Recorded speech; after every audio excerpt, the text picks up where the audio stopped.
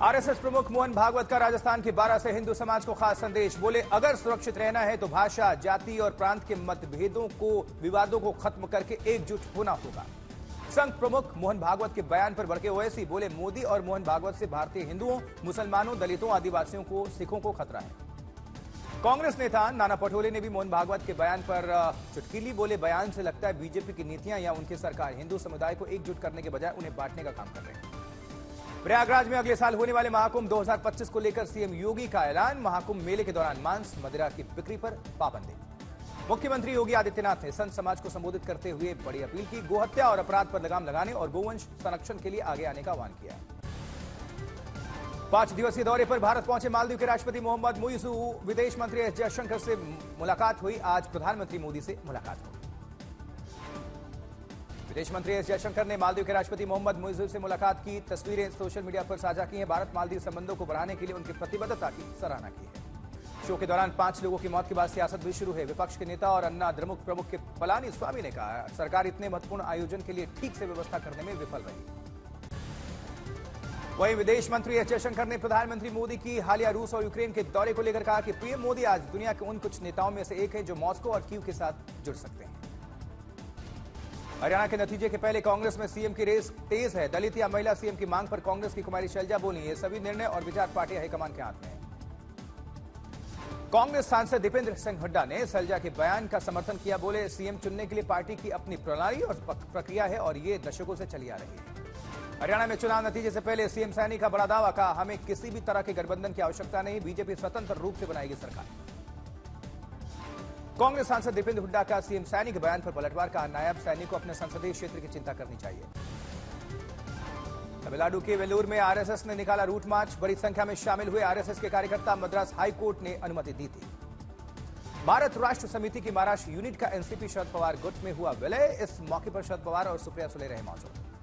अमेठी दलित शिक्षक परिवार हत्याकांड मामले में राज्य सरकार ने पीड़ित परिवार को तत्काल आर्थिक मदद के तौर पर 5 लाख रुपए की धनराशि दी है। साथ ही मुख्यमंत्री आवास योजना के अंतर्गत एक घर, 5 बीघा जमीन का पट्टा आवंटन सहित 33 लाख रुपए की राशि का चेक प्रदान किया गया है। गृहमंत्री अमित शाह से केंद्रीय मंत्री चिराग पासवान ने मुलाकात की। आगामी विधानसभा चुनाव को लेकर विस्तृत चर्चा की खबर है। बिहार के उप मुख्यमंत्री सम्राट चौधरी ने लालू यादव पर बोला हमला, बताया भ्रष्टाचार का प्रतीक। हरियाणा में चुनाव नतीजे से पहले दीपेंद्र हुड्डा ने सीएम सैनी पर कसा तंज। का कांग्रेस की सरकार बनने पर 8 की शाम को हम जरूर भेजेंगे मिठाई। अरविंद केजरीवाल ने प्रधानमंत्री मोदी पर साधा निशाना। बोले, पीएम एनडीए शासित 22 राज्यों में मुफ्त बिजली देने की घोषणा करते हैं तो मैं बीजेपी के लिए प्रचार करूंगा। केजरीवाल ने बीजेपी सरकार पर हमला बोलते हुए कहा, डबल इंजन सरकार का मतलब महंगाई, बेरोजगारी और भ्रष्टाचार।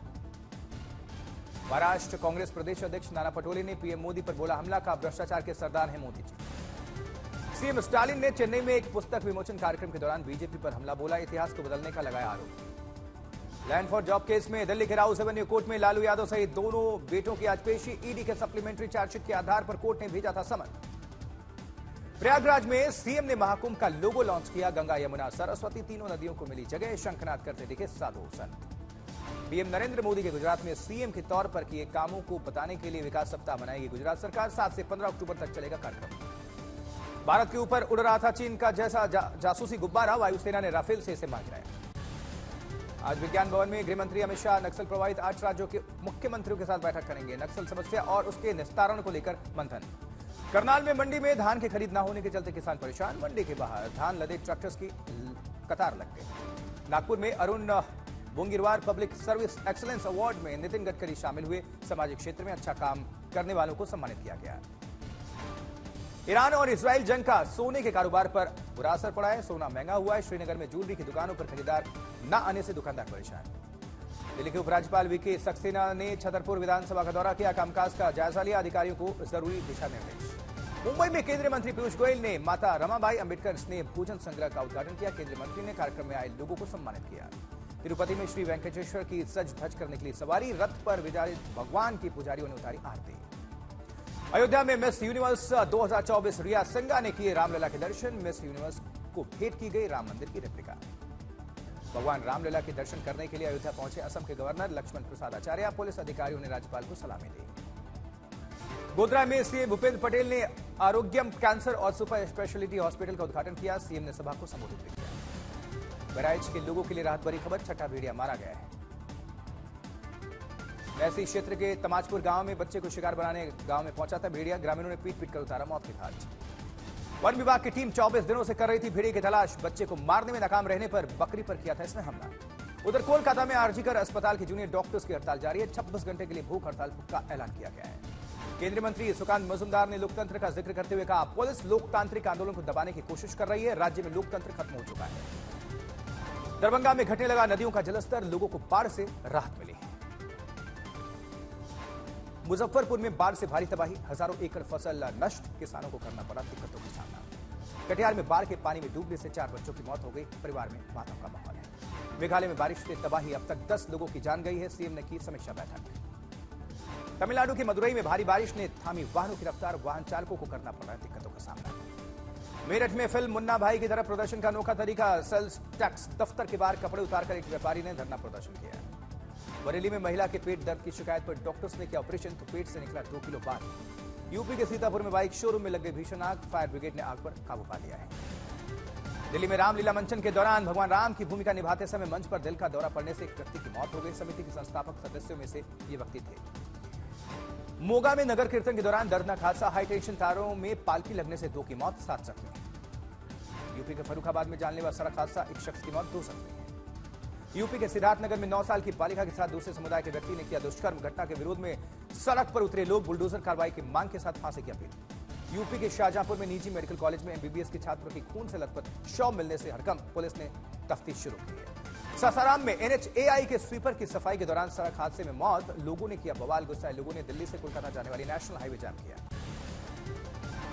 लखनऊ में यूपी के मुख्यमंत्री योगी आदित्यनाथ ने बल्लेबाजी में दिखाए हाथ, वकीलों के साथ खेला क्रिकेट। बहराइच में भेड़िए के बाद अब मगरमच्छ का आतंक, घर में घुसा मगरमच्छ, दहशत में गांव वाले। 4 घंटे की कड़ी मशक्कत के बाद पुलिस वालों ने गांव वालों के साथ मिलकर मगरमच्छ पर काबू पाया। पुष्कर में इजरायली दल ने घाट पर किया तर्पण, पिछले साल 7 अक्टूबर को हमास के इजराइल पर हमले में मारे गए इनके 4 परिजन। इजरायली दल की ओर से सरोवर की महाआरती का भी आयोजन किया गया। इजराइल की युद्ध में विजय की दल कामना की गई। आज नवरात्रि के 5वें दिन पूरा देश कर रहा है मां स्कंद माता की पूजा आराधना। मैया के दर्शन पूजन के लिए मंदिरों में लग रहा है भक्तों का तांता। कोलकाता के दुर्गा पंडाल में दिखा आधुनिकता और अध्यात्म का समागम। 11D थीम पर बना पंडाल, लोगों ने देखी एक से एक बढ़कर आकृतियां।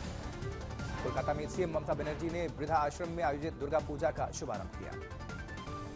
हावड़ा में पूर्व क्रिकेटर सौरभ गांगुली ने किया दुर्गा पूजा का शुभारंभ, माता का आशीर्वाद लिया। इंदौर की सेंट्रल जेल में सजा दुर्गा पंडाल, कैदियों ने किया गरबा डांस। खेल की खबरों की अगर बात करें तो भारत ने जीता ग्वालियर T20 मुकाबला, बांग्लादेश को 7 विकेट से शिकस्त। भारत को मिला था सिर्फ 128 रनों का लक्ष्य। संजू सैमसन और सूर्यकुमार यादव ने बनाए 29 रन। हार्दिक पांड्या ने खेली 39 रनों की ताबड़तोड़ पारी, जमाए 5 चौके 2 छक्के। वरुण चक्रवर्ती ने 31 रन देकर 3 शिकार किए। अर्शदीप ने भी 3 विकेट लिए। पहला T20 जीतकर भारत ने सीरीज में 1-0 की बढ़त बना ली है। दूसरा मुकाबला 9 अक्टूबर को दिल्ली में होगा। जबकि आईसीसी महिला विश्व कप T20 में भारत ने दर्ज की विश्व कप की पहली जीत, पाकिस्तान को 6 विकेट से हराया। पाकिस्तान ने भारत को जीत के लिए दिया था मात्र 106 रनों का लक्ष्य। जवाब में भारतीय टीम ने 19वीं ओवर में 4 विकेट खोकर टारगेट हासिल किया। भारतीय गेंदबाजों ने शानदार गेंदबाजी की। अरुंधति रेड्डी ने 4 ओवर में 19 रन पर चटकाए 3 विकेट। भारत की तरफ से शेफाली वर्मा ने सबसे ज्यादा 32 रन बनाए, वहीं कप्तान हरमनप्रीत ने 29 रन बनाकर रिटायर्ड हट हो गए।